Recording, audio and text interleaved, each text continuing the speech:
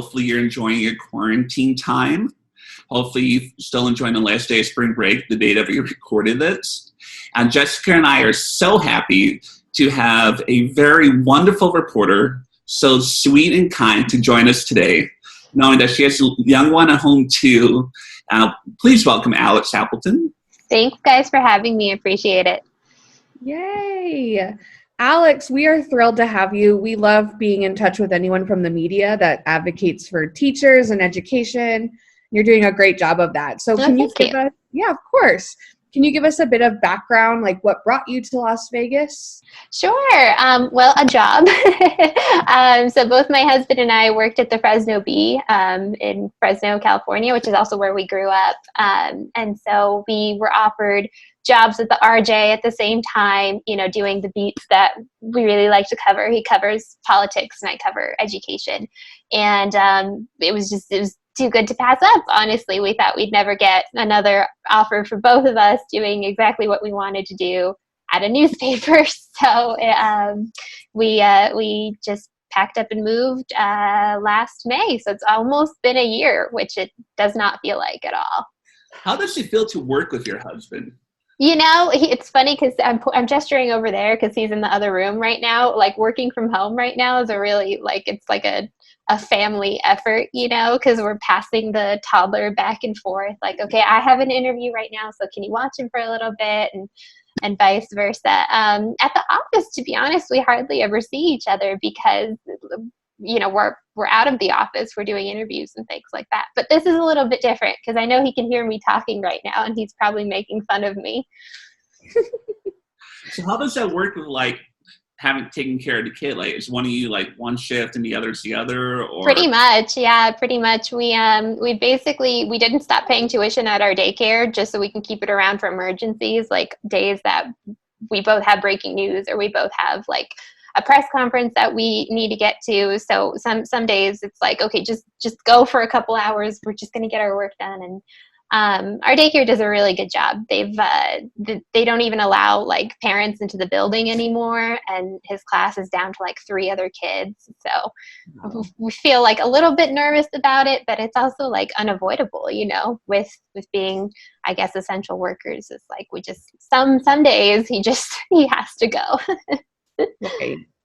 Right. Just diving into, you've had some previous experience covering education, I'm assuming in other cities. Yeah. What have you noticed between Vegas and your other cities that you've covered?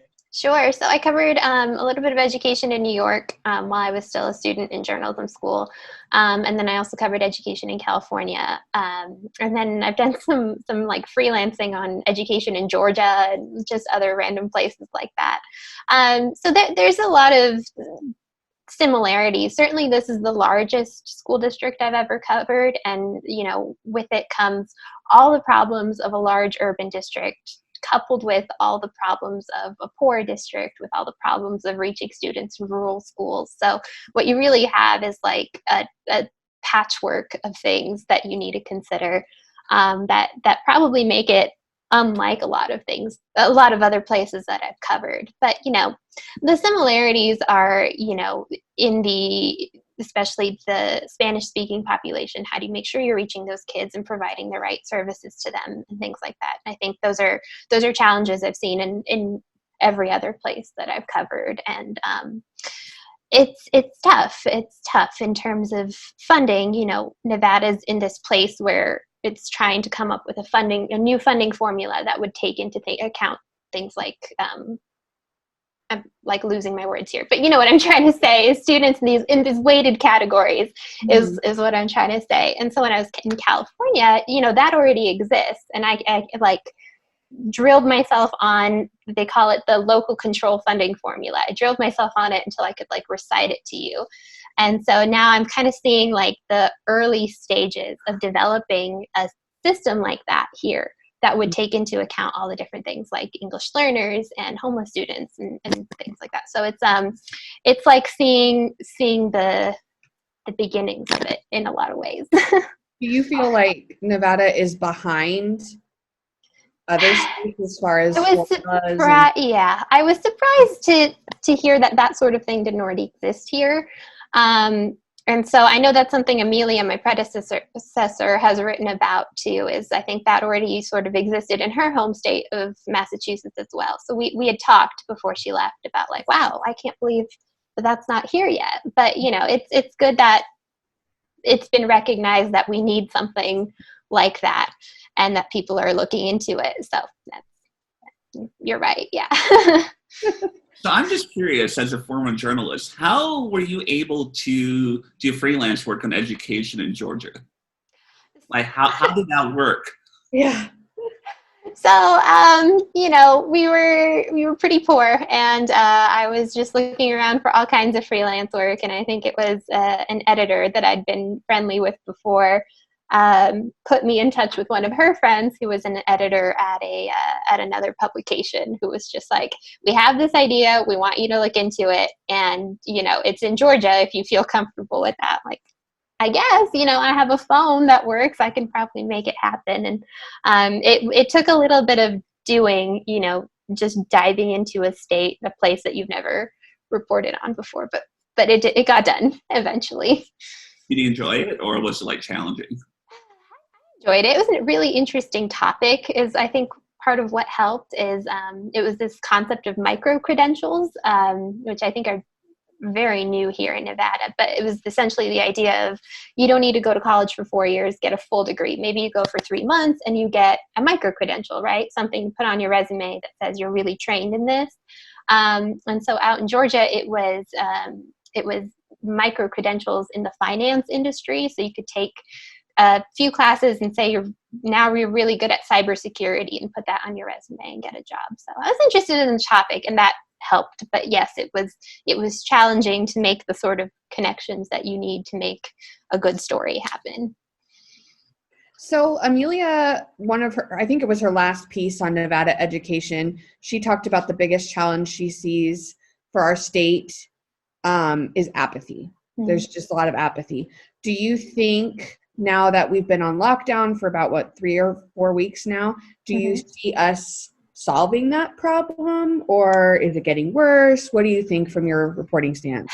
To be honest, like since I jumped in probably about January, I think the issue, I mean, not an issue, but I think the apathy has morphed into anger. Like, I think just as soon as she put her finger on it, maybe it was the wake-up call everybody needed. But like the overwhelming sense I've gotten from people is anger that things aren't moving faster, that they're not improving faster. I'm sure you guys are aware about the human capital management system that has caused a lot of anger over the last 3 months. So it's almost like everything has just started to speed up, and people are now like demanding like something happen. And so I don't know. I don't know if that was just a coincidence. I don't know if everyone was just on the precipice of this. But I think in terms of how the lockdown affects it, I think, you know, now everybody's sort of in survival mode. I don't know that you're gonna get a lot of change right now, while everybody's just like, okay, we have to feed these kids, and we have to make sure that they're learning something, maybe over the next few months, and then we need to graduate a bunch of them. We need to get them through this. And so I think at that point, it's just sort of like, well, let's just get through it, and maybe we can get back to it in a few months. Right. Have you heard anything about graduation at this point? I'm sorry? Have you heard anything about graduation? Well, so the superintendent, Jara, released a video that basically said he doesn't know when or how it's happening, but something's going to happen to recognize the kids. When I checked in with the district, they pointed me to this website that said physical graduation ceremonies are still on. From Jara's message, it really seems like maybe they're not. But, you know, it's also, let's say they're about a month away. If we reopen everything in less than that time, would anyone feel comfortable gathering around in a stadium to watch their kids graduate? You'd hope so, but I don't know if we'll ever get there. And I haven't heard anything really concrete to say that we're not. In fact, I would probably say it's more leaning towards we are, I guess. It's way up in the air right now. Are you, by the way, finding it hard or easy to get in touch with people to talk to you, like politicians, officials? Sure. So one of the first things I noticed about Vegas is how friendly everybody is.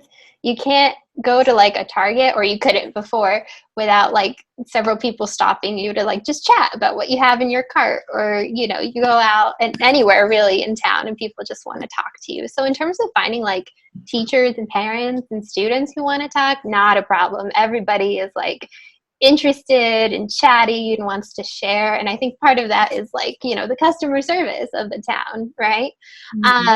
In terms of official comment, it's been a little bit of a struggle, which I think any journalist in the state will tell you. And like my message to those folks is, it doesn't have to be this way, you know. Just talk to us, you know, like, well, there's a lot more, you'll be treated a lot more fairly if you talk to us versus if you don't. And I don't mean like we'll treat you unfairly, but it's like, if one side, if the teachers and parents are telling me like a whole story of information and then I hear absolutely nothing, I hear radio silence from the officials, well, then you're going to think your story is unfair because you're not telling me anything. But I can't write what you didn't tell me, you know what I mean? So Sure. that's hopefully that's an answer. Jessica and I both have gotten like pushback from like talking to everyone, because we like, you don't want to do that. You're going to risk your job, risk angering district officials. And we're like, we know you guys need to do your job too. It's all about that customer service. And we're like, yeah. I believe things are changing. When I first entered the district 10 years ago, I couldn't get a school board trustee to email me back. And now Sure. I'm Facebook friends with 2 of them. Sure. Yeah. So, Yeah. That is helpful. And I have to say the trustees they're animated. They make those meetings fun, if you know what I mean. But yeah, when you start to ask teachers to like, especially I found with substitutes and support workers, it seems like the less you're paid, the less comfortable you feel in your position. You know, it's like, please keep my name out of the story. Please, you know, don't identify me here or there. And that makes it really hard to report because I need named sources. So sometimes I have to, you know, get creative about finding those. And so I do wish that there was, I wish people weren't so afraid to talk to me sometimes. But I found that, and maybe it's related to the anger thing that I found that sometimes people are just angry enough to share and to not be afraid of what might happen. true. so what is the best part of covering education? Oh, let me go back to the board meetings. For Yeah. those, Jessica and I and you and a lot of people have sat through them. So how do you survive the board meetings? I love them. I love board meetings. I mean, I think that's why I'm an education reporter, is like, I think it's fun to like sit there, especially public comment. I mean, I look forward to public comment because people get up there and it's like the fireworks of the whole thing. And, you know, live tweeting really helps because it keeps me focused. It helps my ADD brain like focus on what's going on instead of trying to do a bunch of things. So if I'm live tweeting, it's for the 4 people who read my tweets, but it's also for myself to kind of like put in words what was important and what was said and what I need to go back to when I'm writing my story. So that's probably the key to it, is like tweet a lot. I think if a lot of people find them to be boring, but sometimes it's during those boring moments that things are on the table to be discussed that people don't realize. Mm-hmm. Millions of dollars being spent, or because it goes by so quick. Sure. Yeah. And it's, you know, cloaked in legalese and all kinds of formality that people don't want to pay attention to, when like if you just put it in plain language, you're like, oh yeah, that is a big deal. Actually, we need to think about that. So we like to end our interviews, Alex, with 3 elevating educator questions. Ryan, Okay. do you want to do the first one? So what would be your dream school? My dream school? In what would way? your perfect school look like? You create your own perfect school, school. what would it be? Oh my goodness, what a good question. So like one thing I really like that I've seen here and in a couple other districts since I started reporting is like the flexible hours concept. Like if you are a morning person, you want to get school done between like 6 and noon, you can come in and do that. And if you're, you know, like a late sleeper who wants to roll in at 3 p.m. and stay in the evening, you can do that. So like that would be, I don't know, some sort of like dual use thing, kind of like that. And then just as a hardcore introvert, the idea of like you can just check in with your classes once a week on Zoom and then just do your work and turn it in and just go about your day. Like, so I don't know. I guess I'm asking for a really flexible school. I don't know that would ever be possible anywhere, but I think that sounds like NVLA. Oh, yeah? Okay. They meet once a week with their teachers and they do most of their work online or in their lab. That's perfect. See, like in high school, that would have been ideal for me. And like, yeah, no, go ahead. I was going to say that feels like college as well. Mm-hmm. Yeah. Although now I'm like thinking back to college and like when I was allowed to set my own hours and I would just like not show up for class. So maybe that would not be good for me as a student. Did you and your husband meet at Columbia, by the way? No, we met at the Fresno Bee at the last paper we worked at. Okay. Mm-hmm. That's cool. Yeah. All right. Second question. What is the most annoying educational buzzword that you can think of? Oh God, there's so many good ones. It's not like strictly educational, but I have heard it in this context, probably operationalize, which is not even a word, which is like, we're going to find out the best way to operationalize our program or whatever. And I just tune out. I'm like, why? But yeah, there's just so many good ones you can do. Annoying when it seems like we're running schools like a business. Yeah. Like, how are you going to do the efficiency? Yeah. All right. So our third and final question: real or fake? What teacher has made most influence on you? That's a good question. I was just thinking about her this morning, so I'm going to say that it was this. There was a professor I had in college, in undergrad, who she was just like I took her classes 4 times because she was so much fun. She like really believed in her convictions, and like she got really passionate in her lectures, and she did a class called Literature as Journalism, where we looked at like how newspapers from the 18 and early 1900s specifically could be read like a novel. And so you would look at the placement of the advertisements in relation to the story, and then you'd read the story and like what the reporter had to go through to get it. We read a lot of, Nellie Bly and things like that. So I just like, she was just, not only was the content of her class like perfect for me, but she was just a really passionate person. Like one time she like lifted a chair and like shook it at us to make her point. And I just like I think of her all the time. She has a lot of fun. All right. So what's your favorite fake educator? My favorite fake educator. Probably Miss Frizzle is a common one that people say, right? She's a lot of fun. Yeah, I like her a lot. I don't want to be in her class, go on field trips and stuff like that. Body. Yeah, that's great. And into space and underwater. Who wouldn't want that? That's so cool. Imagine we could actually do that. That would be so amazing. Right? Would that like make your jobs easier, or would there be even more pressure now to be like the ultimate Miss Frizzle? I have a friend that has dressed up like Miss Frizzle before. That's awesome. Oh, have I had a friend dress up like? Jessica and I have. Oh, you have? Okay, that's awesome. She does bounding. So Alex, how can people find your Twitter so you have more than 4 people following you?